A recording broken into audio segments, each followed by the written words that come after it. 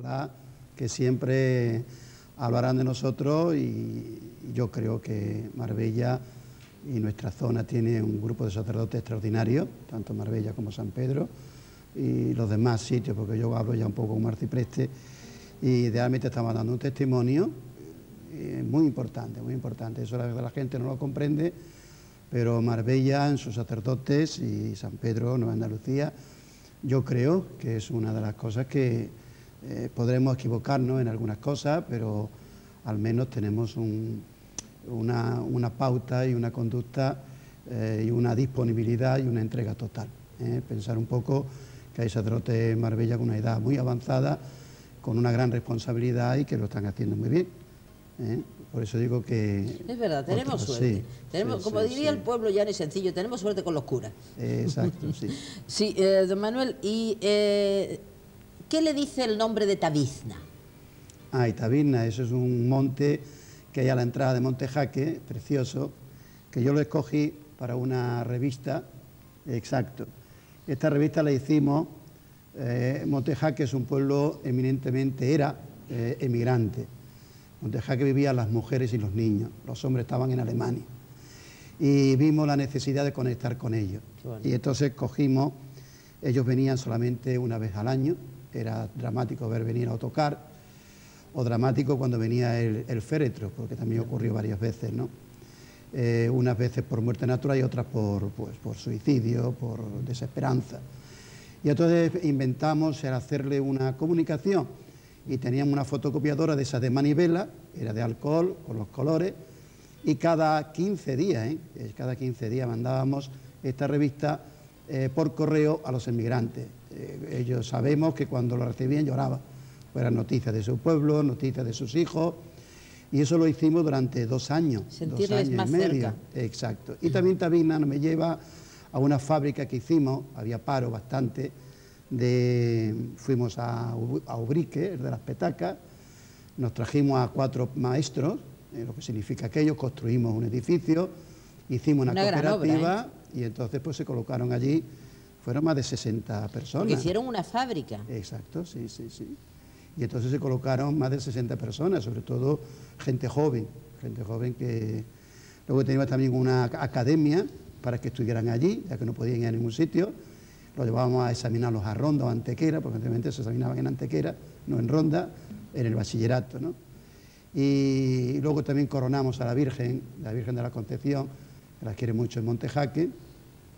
Y luego en Benoján pues hicimos también bastantes cosas, unas reformas en la iglesia, y también instauramos el Día del Niño del Huerto, eso es la Cueva La Pileta. Por cierto, allí casé a unos espeleólogos, allí iban de Sevilla, el GEOS de Sevilla, y me acuerdo que en la Sala del Pez casamos a un médico y una enfermera. Eso fue una escena entrañable, porque para ello era su auténtica iglesia, ¿no? La iglesia de la cueva. Claro. Por lo tanto, habían estudiado un gato y la pileta también, ¿no? Ya en 1971 usted lleva a cargo 4 parroquias. 4 parroquias, es decir. Sí, exacto. Estaba también Montecorto, estaban 4 escuelas rurales. Estas escuelas rurales que estaban, yo para ir a ellas tenía que ir con el Sevilla, pasar el Gastor, la huerta que da cerca de Setení, teníamos allí los Villalones y los Arrecines que había que ir andando, era lo alto de una montaña. Y en Ronda la Vieja había también otras 2 escuelas, iba cada 15 días o cada 10 porque era imposible. Entonces era la estación de Benoján, era Montejaque, era Benoján y estas 4 y Montecorto, el pueblecito de Montecorto también, sí.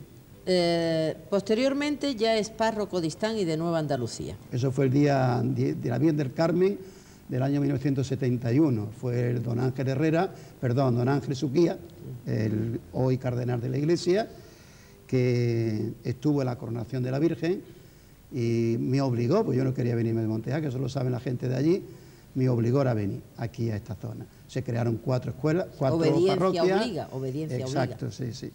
Y entonces entre ellas fue la del Calvario, la mía, la de Fuengirola y otra en Torremolinos, se crearon 4. Y entonces llegué, ya incluso hasta el nombre lo busqué, la Virgen Madre del Concilio Vaticano II. Empecé pues saludando a los, a Banús en principio no, pues para que me dieran un piso para poder vivir. y la misa la comencé al aire libre, que estuve allí pues todo el verano, con antigua farmacia que había, y en el Ángel pues en la capillita de siempre, la de la Casa Grande, que allí comenzamos a decir misa. Y ahí están, empecé yendo a los 3 sitios, y ya en el mes de octubre, don José Banu nos dio un local, que hoy está dedicado a la juventud.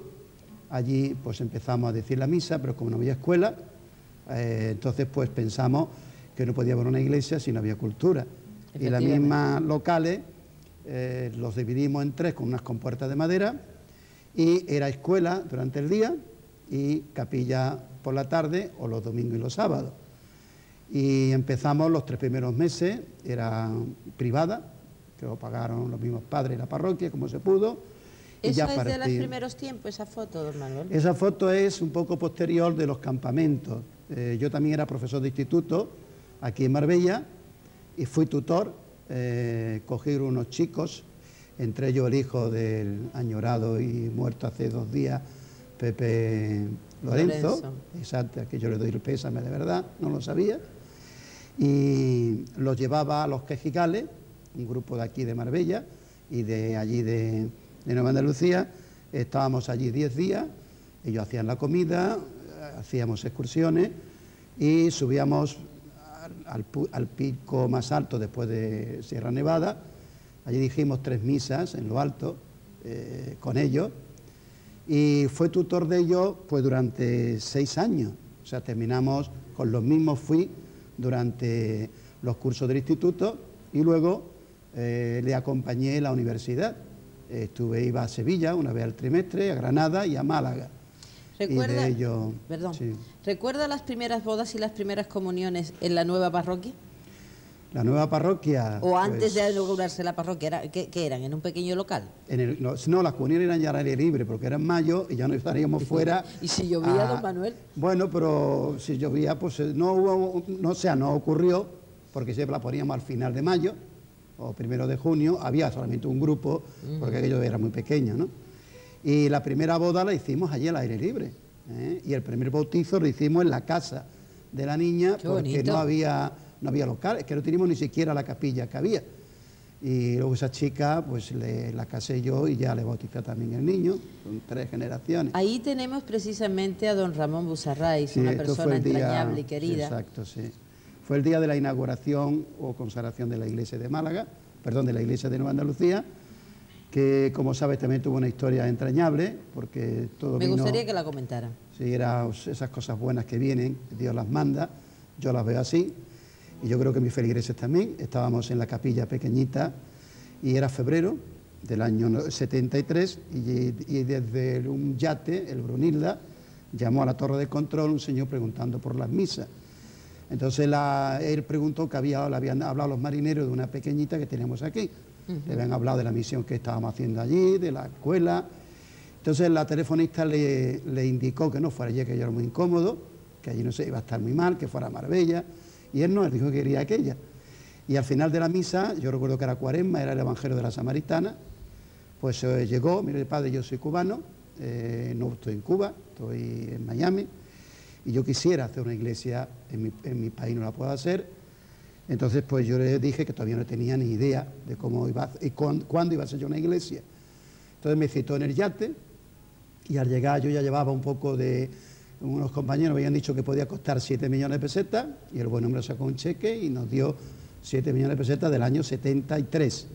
Una bendición de Dios, ¿no? Claro, entonces ya empezamos, Banu nos dio el terreno, yo busqué unos arquitectos sevillanos porque yo quería hacer lo que hoy he hecho, o sea que lo que está hecho, los arquitectos se adaptaron a lo que yo quería, era unos patios andaluces donde los santos los pusiéramos muy cerquita de nosotros, donde entrara la luz del día, es que es preciosa, de verdad, es muy acogedora. Y entonces comenzamos y al final me llegó a dar 18 millones de los del año 73, 74.